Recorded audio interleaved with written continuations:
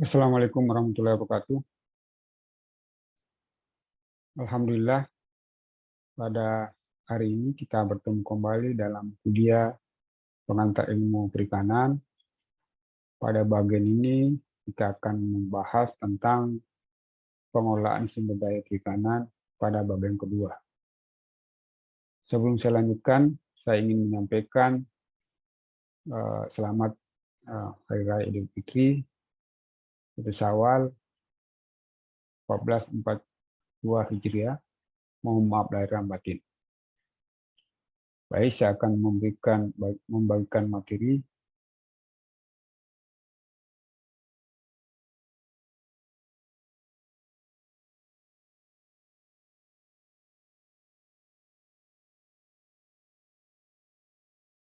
Nah, pada bagian kedua ini kita akan membahas tentang karakteristik sumber daya perikanan. Ya. Yang kedua nanti akan kita berikan tentang teknik-teknik atau solusi dalam pengolahan sumber daya perikanan. Yang pertama dulu adalah karakteristik sumber daya perikanan. Nah, sumber daya perikanan itu memiliki karakteristik ada 4 ya, yang unik ya. Yang pertama adalah sumber daya perikanan itu dapat pulih. Kemudian yang kedua adalah sumber daya perikanan itu milik bersama. Kemudian yang ketiga adalah sumber daya perikanan multispesies dan sumber daya perikanan bermigrasi. Nah, yang pertama adalah sumber daya perikanan dapat pulih. Nah, kita ketahui bahwa sumber daya perikanan itu termasuk sumber daya dapat pulih atau dapat diperbarui seperti halnya sumber daya hayati lainnya. Namun, sumber daya pulih tersebut sifatnya terbatas.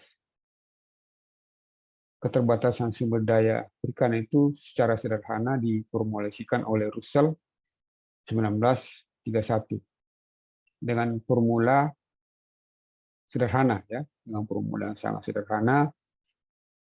B1, B2 sama dengan B1 ditambah dengan R tambah G dikurangi dengan M tambah Y, di mana B1 B2 itu adalah B1 itu adalah biomasa stok ikan pada saat awal, kemudian B2 itu adalah akhir ya, akhir dari suatu periode eksploitasi, kemudian R itu adalah rekrutmen ya dalam fase eksploitasi, kemudian G itu adalah pertumbuhan individu ya, kemudian M-nya itu adalah kematian secara alami, dan Y-nya itu adalah hasil tangkapan ya dalam periode eksploitasi. Nah, dari rumus atau formula ini kita bisa buat dalam bentuk skema ya, dalam bentuk skema di mana sumber daya ini sifatnya tertutup ya, di mana tidak dipengaruhi oleh migrasi, tidak dipengaruhi migrasi, baik imigrasi maupun imigrasi. Jadi dipengaruhi oleh 4 faktor. Yang pertama adalah yang mempengaruhi besarnya stok, yaitu rekrutmen dan pertumbuhan ya, menambah stok. Kemudian yang mengurangi stok itu adalah kematian alami dan kematian karena penangkapan atau Y ya. Nah, dari formula itu atau dari aksioma yang sederhana itu menurut Russell ada 3 kemungkinan yang terjadi. Kemungkinan yang pertama adalah jika R-nya sama dengan G itu lebih besar daripada M sama M tambah Y ya, maka B1 ya lebih besar daripada B2 atau stok ikan pada awal lebih besar daripada periode eksploitasi, daripada akhir dari periode eksploitasi. Nah, keadaan ini disebut dengan underfishing ya. Keadaan ini disebut dengan underfishing. Jadi dalam kalkulasi sumber daya ini hal ini tidak jadi permasalahan. Yang kedua adalah jika R-nya tambah G-nya itu lebih kecil daripada M tambah G, di mana B1 lebih kecil daripada B2, atau stok ikan pada awal lebih kecil daripada akhir suatu periode eksploitasi. Nah, keadaan ini bisa diistilahkan dengan overfishing, ya. Kemudian yang ketiga adalah pada keadaan G tambah R tambah G sama dengan M tambah Y, berarti stok ikan pada awal sama dengan akhir suatu periode eksploitasi, atau B-nya sama dengan B1 sama dengan B2. Keadaan ini di dalam istilah manajemen sumber daya perikanan disebut istilah hasil tangkapan lestari maksimum atau maksimum sustainable yield, ya, atau MSY, ya. Nah, kalau kita gambarkan dalam bentuk skema, bahwa kita lihat bahwa di sisi kanan atau sisi kiri itu adalah underfishing, ya. Semakin tinggi upaya penangkapan atau fishing effortnya lebih tinggi berbanding lurus dengan hasil tangkapan atau yield-nya, ya. Berbanding lurus semakin tinggi. Nah, mencapai puncaknya pada keadaan di mana Y atau R tambah G sama dengan M tambah Y, ya. Nah, setelah itu sumber daya ini akan menurun, hasil tangkapan menurun. Nah, di kota sebelah kanan, bagian sebelah kanan itu yang disebut dengan overfishing, ya. Sudah overfishing. Nah, keadaan overfishing ini adalah kita tahu bahwa sumber daya perikanan itu sudah merupakan sumber daya dapat pulih, namun apabila upaya penangkapan itu melebihi dari laju penambahan secara alami, itu akan berdampak pada berkurangnya kemampuan ikan untuk memulihkan diri. Jadi salah satu-satunya upaya atau cara yang bisa kita lakukan adalah mengurangi laju eksploitasi atau Y-nya yang kita kurangi. Nah, ancaman-ancaman itulah yang pertama. Ancaman yang kedua adalah degradasi habitat. Pengaruh secara tidak langsung terhadap formula tersebut, di mana degradasi habitat menyebabkan berkurangnya atau menyebabkan tidak berkembang biaknya atau tumbuhnya secara optimal daripada ikan, sehingga M-nya dan G-nya itu tidak maksimal, ya. Yang kedua adalah kualitas habitatnya baik, sangat menentukan jumlah ikan yang selamat, ya, tumbuh dan fase pertumbuhan, termasuk saat fase dewasa di mana mereka memiliki kemampuan untuk berkembang biak. Jadi ada dua kemungkinan yang menjadi ancaman. Yang pertama adalah adanya penangkapan yang lebih, ya, Y-nya adalah lebih besar, ya. Kemudian adanya ancaman habitat sehingga pertumbuhan dan rekrutmennya itu tidak optimal, ya, sehingga tidak bisa menambah populasi. Nah, berikutnya adalah sumber daya milik bersama, ya. Sifat atau karakteristik yang kedua adalah sumber daya perikanan itu merupakan milik bersama atau kepemilikannya bersifat milik bersama atau common property, dan penggunaannya secara terbuka atau bebas, open access, ya. Nah, adanya ciri khas ini menyebabkan semua orang, ya, terbuka untuk memanfaatkan, dan orang tidak secara kepemilikan itu umumnya tidak dimiliki oleh orang per orang ataupun dan seterusnya. Nah, dengan demikian kalau seharusnya karena milik bersama, seharusnya secara bersama-sama setiap orang sebagai pemegang hak properti tersebut memiliki tanggung jawab dalam pengelolaan, ya. Kalau kita ikuti seperti ini, saya kira aman, ya. Jadi kalau kita memiliki rasa memiliki hak yang sama dan tanggung jawab yang sama, maka pengolahan sumber daya perikanan tidak jadi masalah, ya. Nah, yang ketiga adalah sumber daya perikanan itu multiger atau multispesies, ya. Sumber daya perikanan terutama di daerah tropis itu merupakan tipe perikanan multispesies yang dieksploitasi menggunakan berbagai jenis alat, ya. Kita tahu di daerah-daerah tropis seperti di Indonesia banyak sekali spesiesnya, ya. Dan alat yang digunakan juga bermacam-macam, ya. Misalnya alat tangkap pukat harimau yang digunakan untuk menangkap udang. Akan tetapi pada kenyataannya selain udang ternyata tertangkap juga ikan-ikan yang lain, ikan-ikan demersal dan seterusnya. Nah, itu salah satu yang menyebabkan kesulitan di dalam pengolahan sumber daya perikanan. Nah, berdasarkan alasan tersebut, pemerintah Republik Indonesia melarang pengoperasian pukat harimau di seluruh wilayah Indonesia sejak tahun 1980, ya, melalui Kepres 39, ya, yang melarang penggunaan pukat harimau, ya. Di samping itu juga beberapa juga alat yang sudah dilarang seperti pukat hela, pukat tarik, dan centrang. Nah, berikutnya adalah yang keempat adalah sumber daya itu bermigrasi.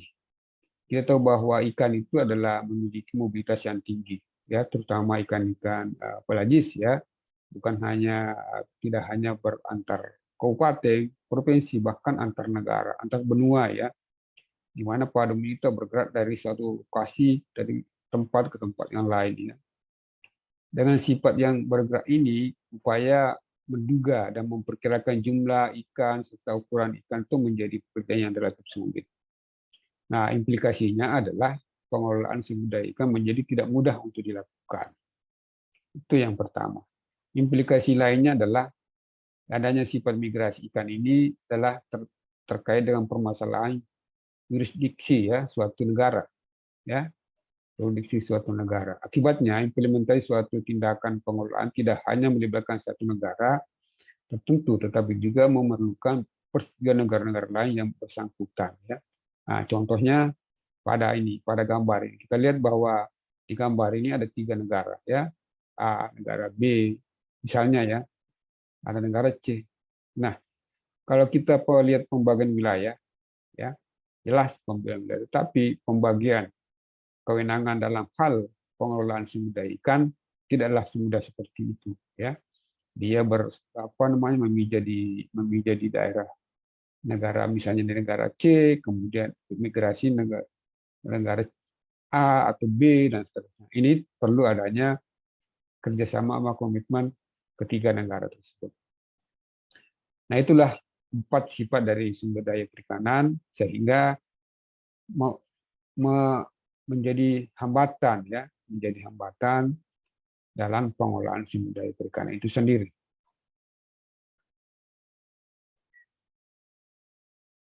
Berikutnya adalah teknik-teknik pengelolaan. Teknik-teknik pengelolaan opsi pengelolaan sumber daya perikanan ada 2 secara umum. Yang pertama ada eksploitasi yang adanya kewenangan yang merupakan milik